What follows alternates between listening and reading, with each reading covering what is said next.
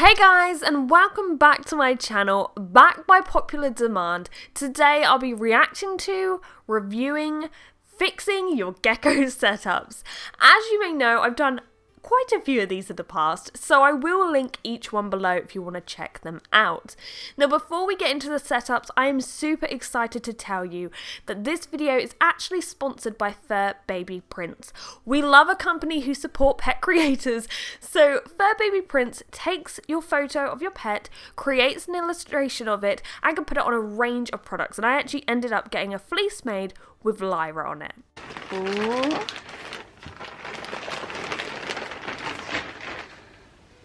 The moment of truth. So as you can see, black on one side, white on the other. I don't think I'm going to be able to fit this all in the camera. One sec.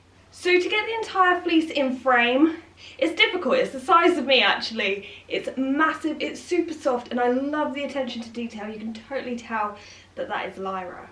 There are a range of different backgrounds to choose from, and you can even add text on the design if you wish. The fleece, I have to say, is super soft, really high quality, and actually it's a perfect time because it's starting to get cold here and I actually really needed something to snuggle up to. So if you're looking for a gift idea, maybe you're traveling or at college and you miss your pet, or you just want an excuse to put your pet's face on something, I know I do, then I'd highly recommend FurBabyPrints. And if you use the code GECKO15, you'll receive 15% off of your order. And I'd absolutely love to see what you get created, so tag me in a picture on Instagram, tweet me a photo, I'd love to see it. But yeah, once again, thank you so much to FurBabyPrints.com for sponsoring this video, and I'll leave their links and discount code below.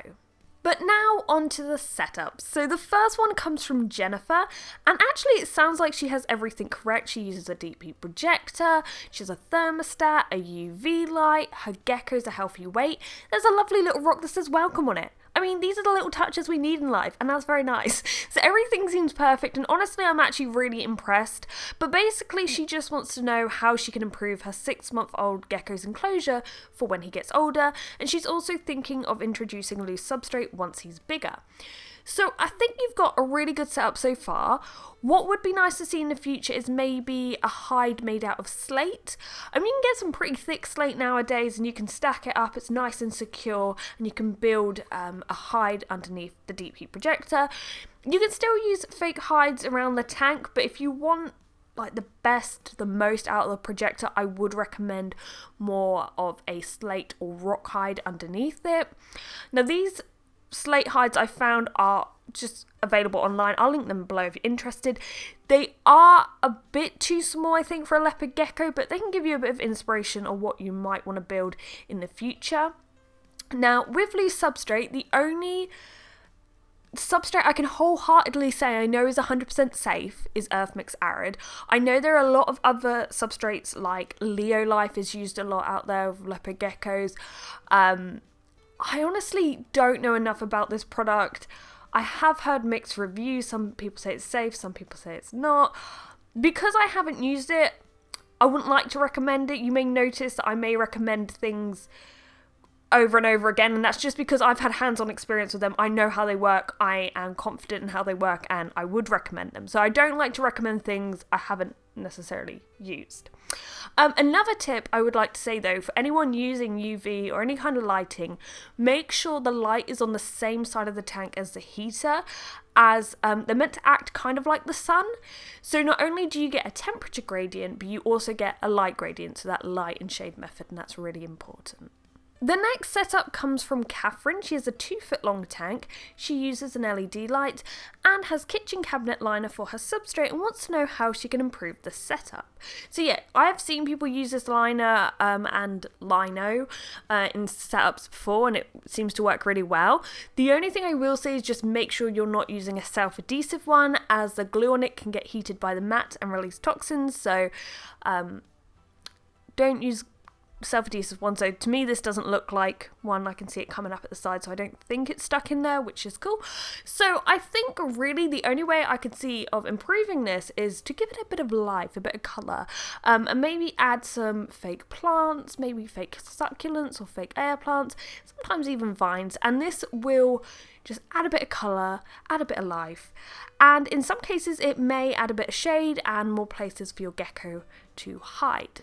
Now I feel the next setup should be a Crested Gecko one, so this comes from Amber. She uses real plants, a 13-watt Jungle Dawn, and her tank is 18 by 18 by 24 inches, and she just wants to know what I think about it, as well as whether the hide she has put in is too high. So I really like what you're doing here. You've created this lovely pathway to the hide so it's easily accessible. I think I do actually have the same hide. I think this is the one by Strudy's on Etsy. And one thing I have noticed is because it only has one hole in it, Lyra doesn't use it so much, so I have been tempted to actually drill another hole into it, though I am a little bit worried that the plastic may crack. But if you've noticed your gecko hasn't used it, that may be why. Of course, I always recommend the coconut ones just because you can get coconut fairly cheap, you make it yourself, and the geckos really seem to love them.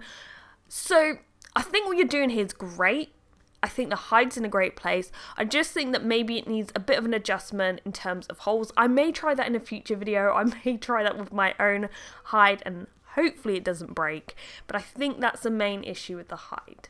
The next tank is from Alex, and I feel we're getting like more and more good examples of naturalistic and somewhat bioactive tanks here, and I feel like the quality of setups I'm receiving throughout this series has majorly improved, so that's brilliant to see.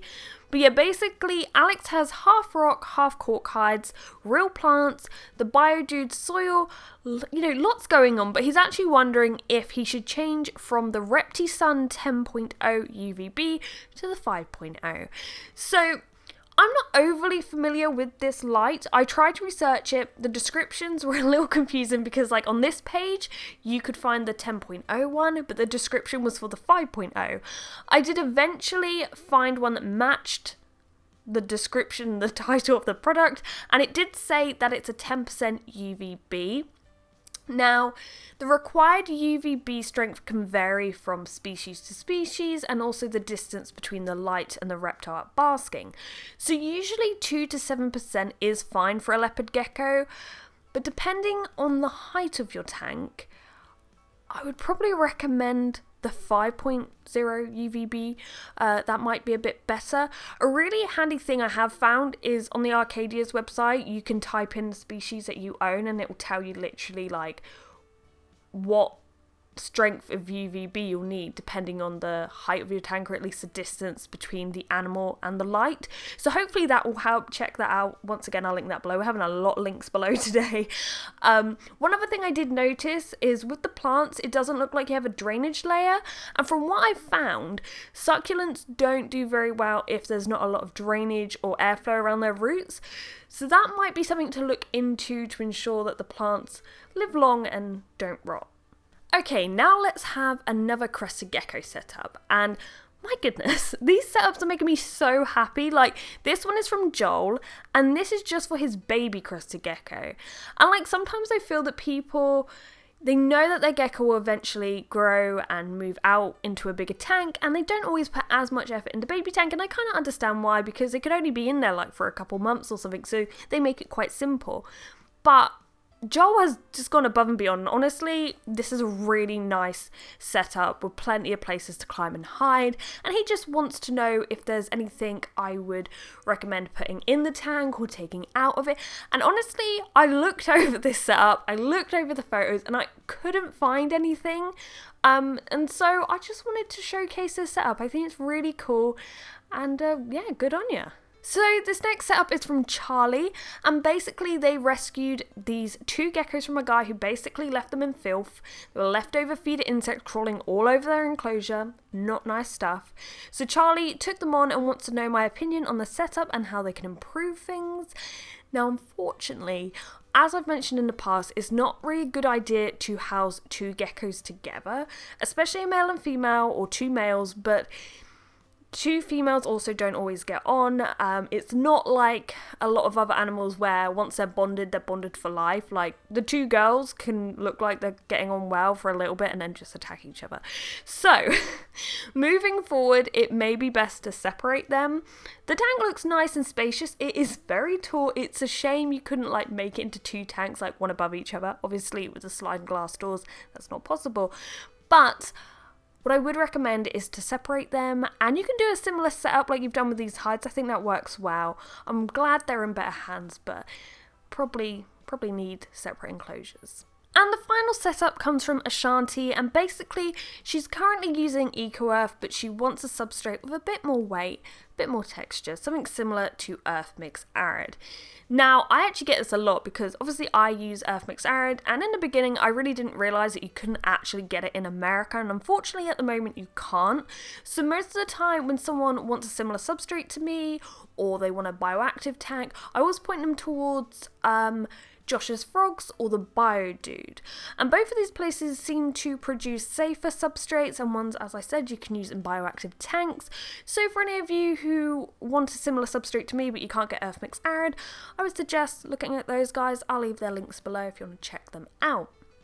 But yeah, I have so many more emails to go through from you guys. I absolutely love doing these kind of videos. So if you did like this, please give it a big thumbs up and I will make more. Once again, thank you to FurBabyPrints. I absolutely love my Lyra fleece, and if you do have something made, as I said, make sure you tag me in it, tweet it to me, and use the code GECKO15 for 15% off. But yeah, if you haven't already, please subscribe. But thank you for watching, guys, and goodbye. I'm Floofy.